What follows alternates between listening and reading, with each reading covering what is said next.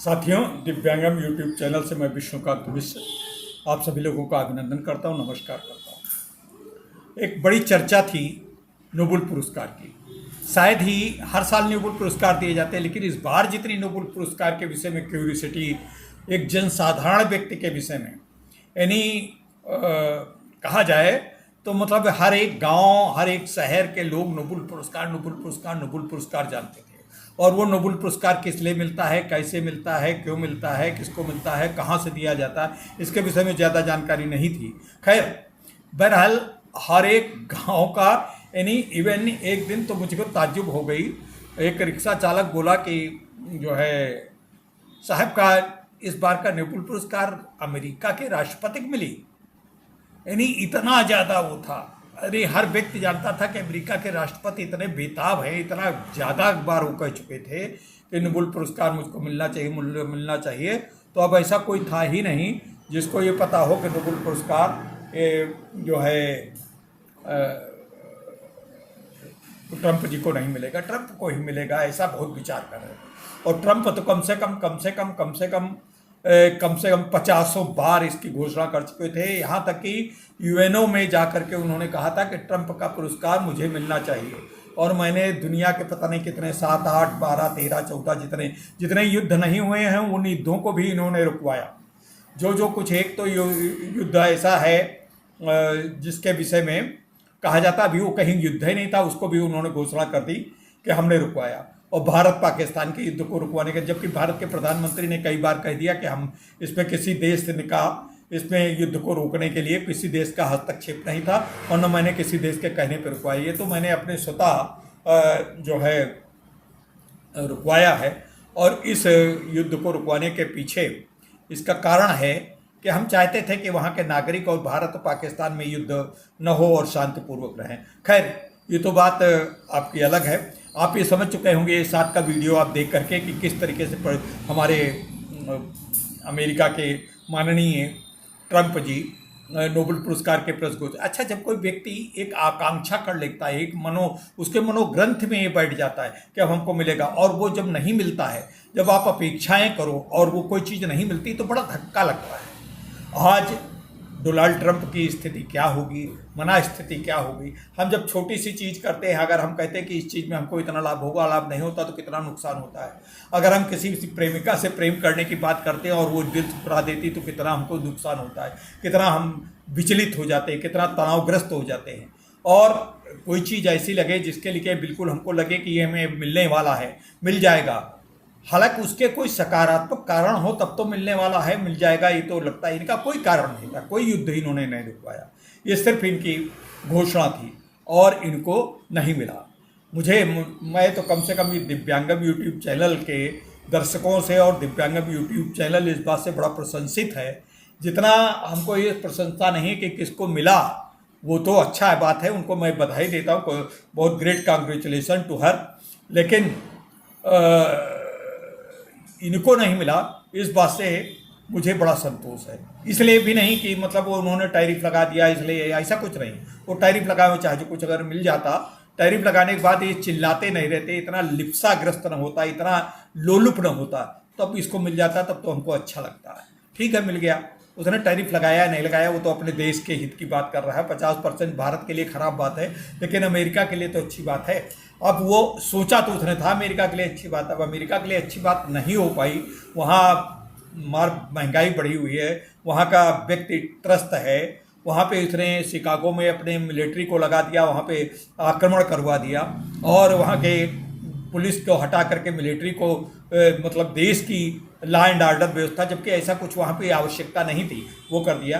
तो इस प्रकार से ट्रंप का तो कोई औचित्य ही नहीं था कि उसको मिले। मुझे पूरी तरीके से विश्वास था, और अगर इस बार ट्रंप को कदाचित मिल जाता तो नोबेल पुरस्कार की प्रतिष्ठा दांव पर लग जाती। नोबेल पुरस्कार देने वालों की जो है बौद्धिकता पर प्रश्न चिन्ह लग जाते। ट्रंप को न मिलना एक बहुत बड़ी अच्छा बात है।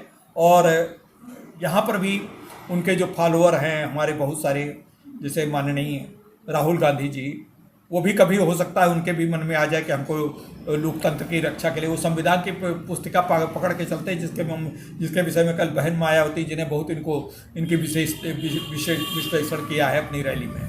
तो वो जिसमें संविधान होता नहीं, सब सफ़ेद कागज टाइप की, ये पता नहीं क्या होता, बस लाल जिल्द होती है, उसको ले चलते हो सकता है ये भी कल के कहने लगे कि हम लोकतंत्र के रक्षक हैं, और लोकतंत्र के रक्षक होने के कारण जो है ये भी कल दावा करने लगे। खैर, मैं चाहता हूं कि हमारे देश का कम से कम ये व्यक्ति अपने आप इस तरीके के खामखाही के ख्वाब न पाले, ऐसा मैं सोचता हूं।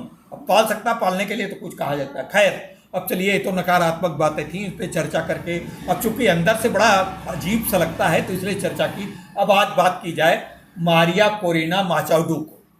मारिया कोरिना माचाउडो ये वेनेजुएला की हैं और ये 58 वर्षीय हैं, और इन्होंने कई दशकों से वहाँ पे लोकतंत्र के बहाली के लिए संघर्ष किया। वहाँ पे जो निकोलस मादुरो का दमनकारी शासन था वेनेजुएला में, निकोलस मादुरो का जो दमनकारी शासन था उसके विषय में इन्होंने आवाज़ उठाई। तब आवाज़ उठाई जबकि लगभग वहाँ का विपक्ष बिल्कुल दमित हो चुका था, उसका दमन कर दिया गया था, कोई बोल नहीं सकता था, कोई आवाज़ नहीं उठा सकता था। जैसे हमारे संकट इमरजेंसी कार्यकाल में था, कोई बोल नहीं सकता था, बोलो तो जेल, उसी तरीके से हुआ था। लेकिन ऐसी परिस्थितियों में जब उन्होंने इस प्रकार का आंदोलन खड़ा कर दिया, स्वयं गई, और इसके बाद उनके प्रति बड़े दमनकारी कार्य भी किए गए। उनको बंद करने का प्रयास किया गया, उनको मारने का प्रयास किया गया, उनको, जैसा कि अभी आप ये प्रेस नोट पे देख रहे हैं, उनकी कितनी प्रशंसा की गई है। और उन्होंने बच्चे, जो गरीब बच्चे थे, जो बेसहारा बच्चे थे, गलियों पे भीख मांगते थे, गलियों पे नंगे रंगे घूमते थे, न पढ़े, उनको लेकर के, इनके खुद 2 बच्चे थे, उन 2 बच्चों के साथ साथ उन बच्चों को लेकर के और लोगों से मांग जान करके और सब प्रकार से उस तरीके से उनका भरण पोषण किया, उनको सशक्तिकरण प्रदान किया, उनको पढ़ाया लिखाया, उनको पैरों पे खड़ा करने का प्रयास किया। ये भी आंदोलन उनका चला। ये आंदोलन शुरू से वो करती थी, शुरू से ही इस विषय में लगी थी, समाज सेवा में ही लगी थी। लेकिन जब उनको दमनकारी नीतियों का भास हुआ और दमनकारी नीतियां इस हद तक हो गई कि कोई वहाँ पे बोलने के लिए कुछ तैयार ही नहीं था, तब उन्होंने इस बात का प्रयास किया कि चलो आंदोलन करा जाए। आंदोलन करके उन्होंने एक बड़ा समूह तैयार कर दिया, और उनके इस आंदोलन पे जो निकोलस मादुरो के जो दमनकारी शासन का विरोध बड़ा सकारात्मक हुआ। हालांकि वो सत्ता में नहीं पहुंच पाए, विपक्ष में हैं, विपक्ष के आज भी नेता हैं, और वो संभवतः, मुझे ठीक से नहीं पता, प्रेस रिलीज जो साथ में लगा रहा हूँ उस पर आप देख सकते हैं। प्रेस रिलीज में उनके विषय में पूरा विवरण दिया गया है। जो नोबेल पुरस्कार की जारी की गई प्रेस रिलीज है, उसको हमने पूरा मित्रों साथ में दे रहे हैं। जितने पूरे पन्ने हैं आप एक एक करके उसको पढ़ते जाएं, बड़ा करके उसको आप पढ़ सकते हैं। और तो इस प्रकार से है। तो मित्रों, एक बात और, इस बात के निकोलस, ये जो मादुरो था, इसके जो मतलब कभी भी अत्याचार हो, जैसे इमरजेंसी में हमारी इंदिरा गांधी जी ने किया था, तो उस अत्याचार के विरोध में चुप नहीं रहना चाहिए। हमारे दिनकर जी कहते हैं कि अन्याय जो सहे वो उससे बड़ा अन्यायी है। तो इसलिए हमको इस प्रयासों का पूरा तरीके से साथ देना चाहिए। ये हमारे लिए प्रेरक है कभी भी किसी भी प्रकार के। लेकिन जहाँ पे सत्ता सकारात्मक काम कर रही है, जहाँ पे सत्ता आपके देश के लिए, अपने देश के विकास के लिए, समाज के विकास के लिए, समाज के नीचे से नीचे बिल्कुल निचले स्तर के व्यक्ति के विकास के लिए कर रही हो, तो वहाँ सहयोग भी करना चाहिए। जैसे कि हमारे प्रधानमंत्री जी मोदी जी हैं, इस समय कितना देश के विकास के लिए पूरी तरीके से तन्मय, पूरी के तरीके से समर्पित है। प्रदेश में जैसे हमारे योगी आदित्यनाथ जी हैं, पूरी तरीके से समर्पित हैं, और पूरा मतलब देश के सांस्कृतिक उद्धार तो कर ही रहे हैं। देश में विकास की, मतलब नोएडा में के कौन सी, आज हमारा उत्तर प्रदेश, जितने मोबाइल बनते हैं उसका 60% केवल उत्तर प्रदेश में बन रहा है, और दुनिया में जितने वो मोबाइल बन रहे हैं उनका करीब 80% मोबाइल जो है भारतवर्ष में बनता है, और जो उस 80% में है 60% की हिस्सेदारी हमारे उत्तर प्रदेश की। ये कितनी गौरव की बात है।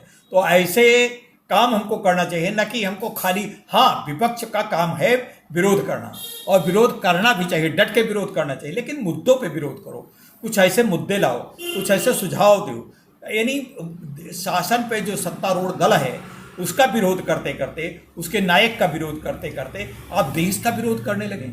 आप बाहर जाकर के ऐसे ऐसे लोगों, ऐसे ऐसे जो भारत के विरोध में हमेशा खड़े रहते हैं, विभाजनकारी तत्वों से हाथ मिला करके आप उससे बात करने लगे, तो ये तो ठीक नहीं। और उस व्यक्ति, जबकि वो देश का मुख्य विपक्षी दल का मुख्य विपक्षी नेता हो, तो इस प्रकार के काम ऐसे नहीं करने चाहिए।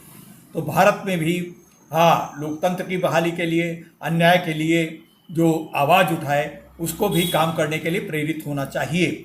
और हमको समाज सेवा में, जैसे हमारे यहाँ भी बहुत गरीबी है, विकलांग व्यक्ति हैं, दिव्यांग व्यक्ति हैं, उनको उत्थान के, उनको आगे बढ़ाने के लिए हमारा भी प्रयत्न होना चाहिए। और इस प्रयत्नों में हमको आगे बढ़ कर के बहुत सा, हमारे यहाँ के भी नोबेल पुरस्कार प्राप्त करने वाले योग्य हैं।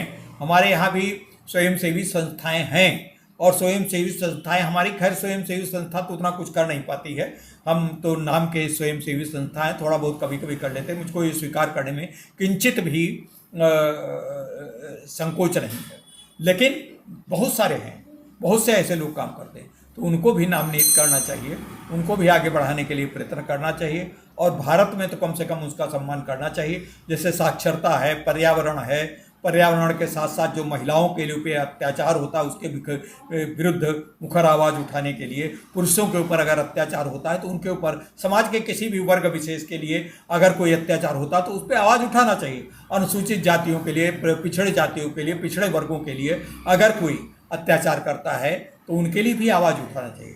सवर्णों के लिए, अगर कोई सवर्ण व्यक्ति के लिए भी कोई अत्याचार करता है तब भी हमको आवाज़ उठाना चाहिए।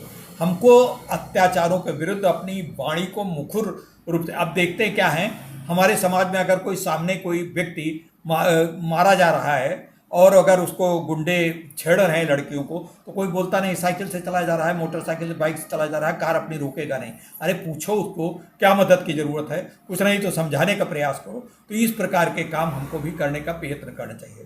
तो मित्रों, हमें डोनाल्ड ट्रंप के प्रति पूरी सहानुभूति है और उनको इससे उबरना चाहिए। आने वाले, देखिए, ये कोई नोबेल पुरस्कार या अंतिम पुरस्कार शांति का तो है नहीं, आगे हो सकता है आपको मिल जाए। आप कुछ ऐसे काम करिए, दूसरे देशों को, अपने देश को ऊंचा करने के लिए आप बड़ी रेखा खींचिए, बल्कि दूसरे देश की जो बड़ी रेखा चल रही है उसको मिटाने का प्रयत्न करिए, जैसे कि आपने भारत के साथ किया। अच्छा, भारत के साथ जो किया, तो भारत के लोगों के जो मन में आपके प्रति जो अभिशाप था, श्राप था, उसका भी परिणाम है कि आप ये नोबेल पुरस्कार नहीं प्राप्त कर सके हैं। भारत को जितना आप जलील करना चाहते थे उतना करने का प्रयास किया। आपने पाकिस्तान ऐसे आतंकवादी देश को, आतंकवादी निरोधी उसका राष्ट्र का उसको हेड चुनवा दिया, और आप उसको, मतलब ये जो वहाँ पे बलूचिस्तान, जहाँ पे वो अपने बलूचिस्तान के लोग जो अपने देश को मुक्त कराने के लिए, पाकिस्तान की अत्याचारी सरकार से मुक्त होने के लिए जो संघर्ष कर रहे हैं, उनको आपने आतंकवादी संगठन घोषित कर दिया जाए, और फिर आप चाहते हैं कि आपको पुरस्कार, नोबेल पुरस्कार मिले। क्यों भाई मिले? आप अफगानिस्तान का जो नगराम हवाई एयर स्पेस है उसको लेना चाहते हैं, अपना वो बनाना चाहते हैं, एयर बेस बनाना चाहते हैं। तो ये दूसरे देश की चीज़ों को आप हड़पने के लिए इंतजाम करें, हड़पने के लिए कल्पना करें, हड़पने के लिए प्रयास करें, और आपको नोबेल पुरस्कार शांति का मिल जाए। क्या बात है, वाह ट्रंप जी! आज आपको सोचना चाहिए, अपने अंदर अंतर्द्वंद, अपने अंतर्दर्शन करिए, अपने मन को सोचिए कि आपने क्या क्या विश्व के लिए नुकसानदायक किया। आप जो है मतलब ईरान के ऊपर, ईरान अपना काम कर रहा है, ईरान का ठीक शांतिपूर्वक, इस समय कोई लड़ाई नहीं थी, आपने इजराइल के साथ जाकर के उसको, मतलब है जो है, उसके ऊपर आक्रमण कर दिया। ये तो सब पता नहीं होनी चाहिए। अच्छा, हमास इजराइल का युद्ध है, हमास के लोगों के प्रति हमारी कोई सहानुभूति नहीं, लेकिन हमास में बहुत सारे लोग जो मारे गए हैं उनके प्रति कोई आपने पुनर्वास का नीति नहीं घोषित की, और आपने उसको शांति पुरस्कार, चूंकि 4-5 दिन में घोषित होने वाला था, तो सोचा कि इसका प्रभाव पड़ जाए, तो हमास और इजराइल का युद्ध का आपने एक समाप्त हो गया, इसकी एक दिखावे वाली घोषणा कर दी। मुझे तो नहीं लगता कि युद्ध कभी समाप्त होगा या कभी युद्ध समाप्त होने लायक है। और अगर अब समाप्त भी हो गया तो सब कुछ उजड़ गया, तो अब युद्ध हो या ना हो उससे क्या फ़र्क पड़ता है? वहाँ पे सब मलबा पड़ा है, मलबा में जो वहाँ के लोग हैं उन्हीं के ऊपर थोड़ा बहुत जो बचे हैं उनको भी मार देंगे, तो क्या फ़र्क पड़ता है? तो इस प्रकार से सबसे पहले तो आप उकसाते हैं अमेरिका के, चाहे जो भी हो। हमें हालांकि अमेरिका के 4-5 प्रेसिडेंट को नोबेल पुरस्कार मिला है। अब क्यों मिला है, कैसे मिला, हो सकता हो उनकी अच्छी बतियाँ, मैं उसकी कोई विवेचना इस समय नहीं करने जा रहा हूँ। ओबामा को, अब ओबामा से आपको बड़ा चिढ़ है, सबसे चिढ़ है, अपने राष्ट्रपति अपने देश के लोगों से चिढ़ है, तो आप इसको क्या कहा जा सकता है। आप तो इस समय कदाचित कहा तो ये जाए कि आपको अमेरिका के राष्ट्रपति पद से इस्तीफा ही दे देना चाहिए, आपका इस लायक ही नहीं है। लेकिन दूसरे देश के विषय में हम क्यों ऐसी बात करें, क्योंकि अमेरिका को बिल्कुल, जो आप कह रहे थे मेक अमेरिका ग्रेट है, अमेरिका मेक ग्रेट कह रहे थे, जो कुछ भी हो उसको आपने अमेरिका मेक ग्रेट नहीं, अमेरिका मेक गरीब, ऐसा आपने बढ़ाने का प्रयत्न किया। मुझको अमेरिकी वासियों से बड़ी सहानुभूति है। अमेरिका एक कितना बड़ा अच्छा देश है, लेकिन एक बात रही है, चाहे जो राष्ट्रपति रहा हो, चाहे जो कुछ भी रहा हो, भारत को हमेशा नीचा दिखाने का प्रयत्न किया है और पाकिस्तान के साथ हमेशा गलबैया किया है। और पाकिस्तान के साथ शुरू से चाहे जितने युद्ध हुए हों, सब में पाकिस्तान को इन्होंने अपना शस्त्र दिए, अपना समर्थन दिया, अपना बेड़ा भेज रहे हैं भारत के ऊपर। वो तो कहो रूस का साथ है हमारे साथ, और हमारे अंदर आत्मबल है, हमारी सरकारों के अंदर अपने ऊपर खड़े आत्म क्षमता थी। और अब तो इतना ज़्यादा भगवान की कृपा से और हमारे नेतृत्व के प्रयासों से इतना सक्षम भारत हो गया है कि अब उसको कोई आंख दिखाने लायक नहीं। अभी उन्होंने दिखाया तो था, तुर्की ने वहाँ पे हमारे समुद्री जहाज़ों के ऊपर आक्रमण किया था, तो उसका भरपूर उनको उत्तर मिला था। तो इस प्रकार से खैर आज मैं इस एपिसोड का मारिया कोरिना माचुडो वेनेजुएला को मैं बहुत बहुत बधाई देता हूं, हमारे दिव्यांगम यूट्यूब चैनल की तरफ से, हमारे भारतवासियों की तरफ से, और सभी प्रबुद्ध लोगों के, सभी पीड़ित जनों की तरफ से, सभी जनसामान्य की तरफ से उनको बहुत बहुत बधाई। मित्रों नमस्कार, कल फिर मिलेंगे किसी नए वीडियो के साथ, तब तक के लिए जय हिंद।